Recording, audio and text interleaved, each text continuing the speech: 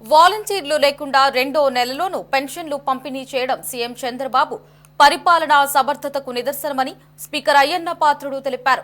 తూర్పుగోదావరి జిల్లా అనపర్తి మండలం రామవరంలో మాజీ ఎమ్మెల్యే నల్లమిల్లి మల్లారెడ్డి రెండో వర్ధంతి కార్యక్రమంలో మంత్రి ఆనం రామనారాయణరెడ్డి, మాజీ మంత్రి కెఎస్ జవహర్తో కలిసి అయ్యన్న పాత్రుడు పాల్గొన్నారు. ఎమ్మెల్యే నల్లమిల్లి రామకృష్ణారెడ్డి ఆధ్వర్యంలో పెన్షన్లను పంపిణీ చేశారు.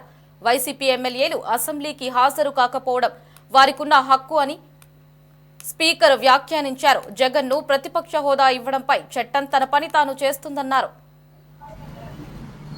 చంద్రబాబు నాయుడు గారు వస్తే పెన్షన్లు కూడా ఇవ్వలేరు అన్న మాటలు మనం విన్నాం కదా గతంలో. చాలా సందర్భంలో మరి గత నెలలో సుమారు 7,000 రూపాయలు మనిషికి ఇచ్చి మనకి ఇంచుమించు 1.5 రోజుల్లో సప్లై చేసాం. ఆ రోజున ఏమన్నారంటే వాలంటీర్లు లేకపోతే సప్లై చేసే అవకాశం లేదన్నారు. వాలంటీర్లు లేకపోతే సప్లై చేసే అవకాశం లేదన్నారు. మేము అంటే 1.5 రోజులు ఆ రోజు కంప్లీట్ చేస్తాం. ఇందాక మినిస్టర్ గారు చెప్పారు మాట. ఇంకా విచిత్రం ఏంటంటే ఈరోజు మరి రెండో నెలలో ఇంచుమించుగా 64 లక్షల మందికి 44,82,000 మందికి పెన్షన్ స్టార్ట్ చేసిన వేళ 4,000 రూపాయలు మనిషికి. ఇప్పటికి టైం ఏంటంటే 9:30 అవుతుంది. 97% అయిపోయింది.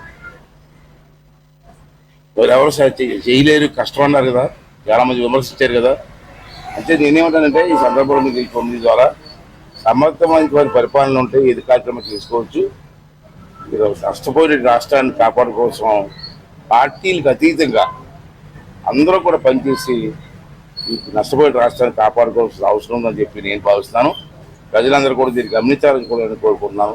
పార్టీలకు అత్యంత రాష్ట్రం అందరి రాష్ట్రం ఇది, ఏ ఒక్కటి రాష్ట్రం కాదు, అందరి రాష్ట్రం. కాబట్టి అన్ని పార్టీల వారు కలిసి రాష్ట్రాన్ని బాగు చేసుకుంటే రాబోయే తరం వారికి మేలు జరుగుతుంది. దాన్ని దృష్టిలో పెట్టి నిలవాల్సిన అవసరం ఉందని చెప్పి సందర్భంలో మనం చేస్తూ ఈ రాష్ట్ర అభివృద్ధి కార్యక్రమంలో ప్రజలందరూ పాల్గొవాలి, అన్ని వర్గాల వారు పాల్గొనాలి. అలాగే అసెంబ్లీని కూడా, అసెంబ్లీ స్పీకర్ ఉన్నాను కాబట్టి అసెంబ్లీ అంటే ఏ ఒక్క పార్టీది కాదు, అందరు ఎమ్మెల్యేలకి సంబంధించిన అసెంబ్లీ అది, అంతే కదా. మరి అసెంబ్లీకి రాకపోవడండి, ఎందుకు రాకూడదండి? అందరూ వచ్చి అసెంబ్లీ పార్టిసిపేట్ చేయాలి. ఈ నియోజకవర్గం మాట్లాడాలా, రాష్ట్రం నుంచి మాట్లాడాలా.